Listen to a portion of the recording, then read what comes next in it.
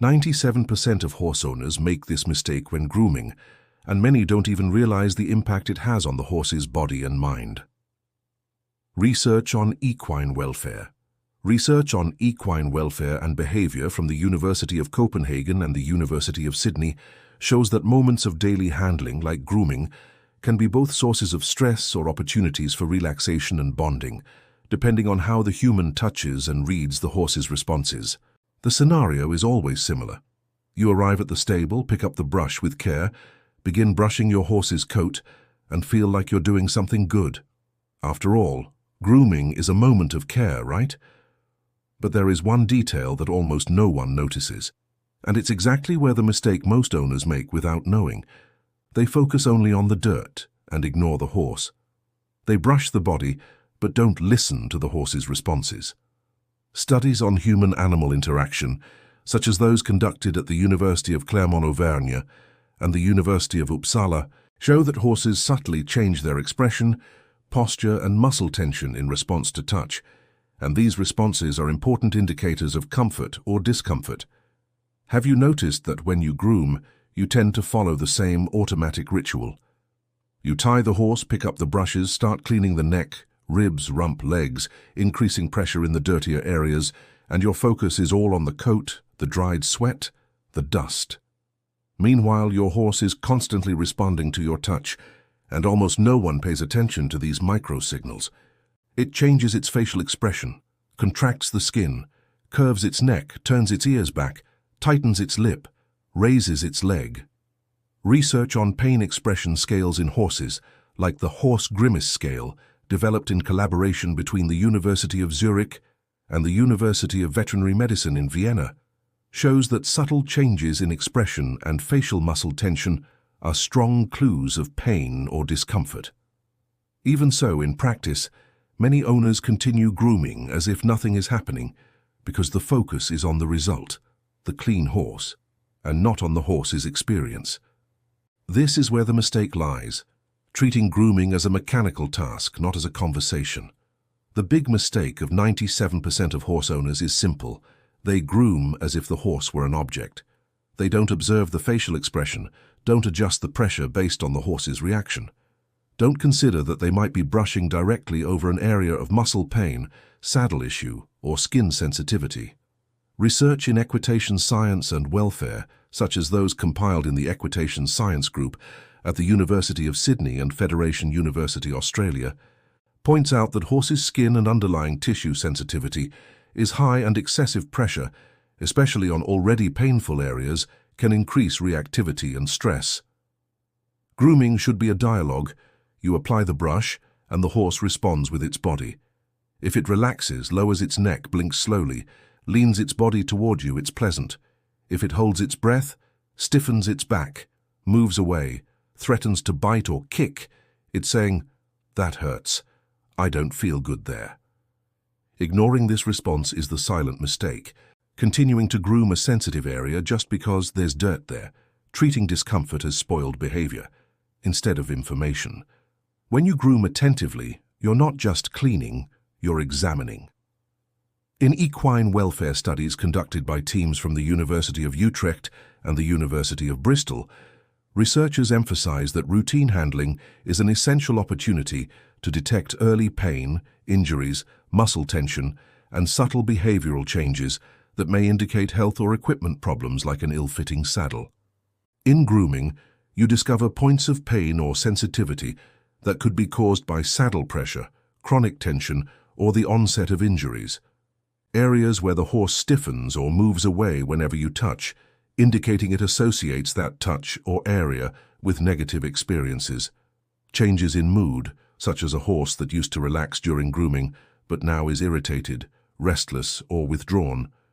Its body is telling you a story, and most owners pass by the surface without reading the message.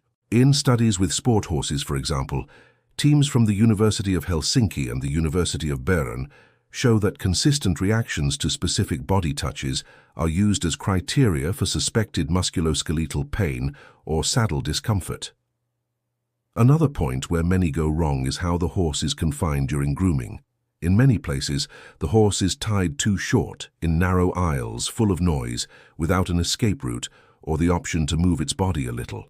From the horse's point of view, being tethered by a rope while someone approaches with objects they can't control and touches sensitive areas can be highly stressful.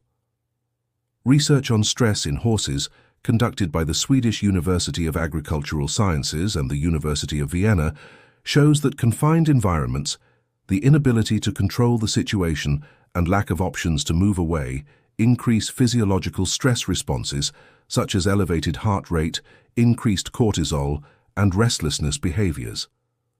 When it stamps its feet, throws itself to the side, or tries to bite, many interpret it as bad behavior, but biologically, this is often a horse desperate because no one is listening to the more subtle signals that came before. Grooming, which could be an invitation to relaxation, becomes an imposition where the only way to say this isn't right is by reacting more strongly. Grooming is one of the most powerful chances you have to create a real bond with your horse, and most people waste it.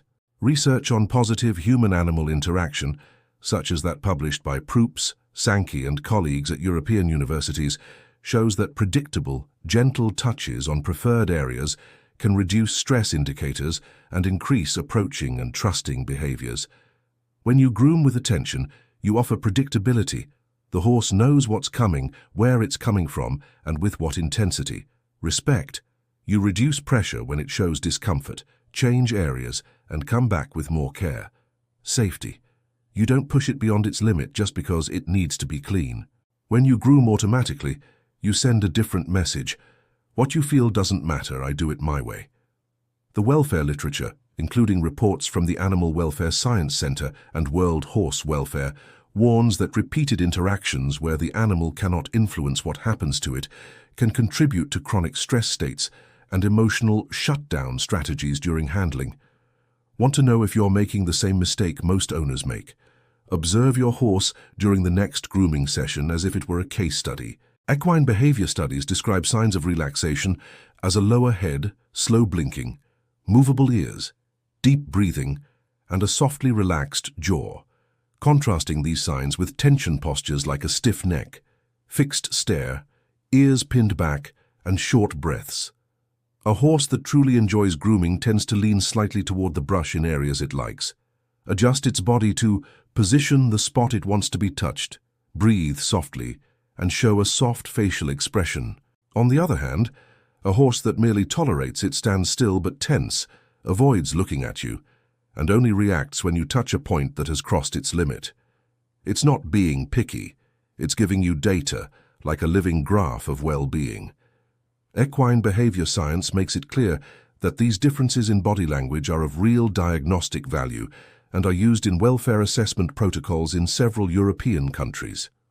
What the few people who don't make this mistake do differently is not using a special brush but changing the intention. They don't groom just to clean, they groom to listen. They adjust the pressure according to the response, pause when they see signs of relaxation like sighing, licking or light chewing, and are careful with areas the horse repeatedly marks as sensitive. This aligns with recommendations from equitation science researchers, such as the guidelines discussed at the International Society for Equitation Science conferences, which advocate that daily handling should maximize predictability, minimize stress, and respect the horse's responsiveness. Next time you pick up the brush, remember the title that brought you here. 97% of horse owners make this mistake when grooming their horse. The mistake is not brushing too much or too little. It's brushing without seeing, without listening, without feeling. Your horse can't say please softer or it hurts there with words, but it says it with its body, with each muscle contraction, with each neck deviation, with each ear turned back. Over the past decades, universities like Sydney, Copenhagen, Utrecht and Bristol have been repeating the same message in different studies with scientific vocabulary. The horse speaks through body language, and the degree of well-being depends directly on how much the human is willing to learn this language.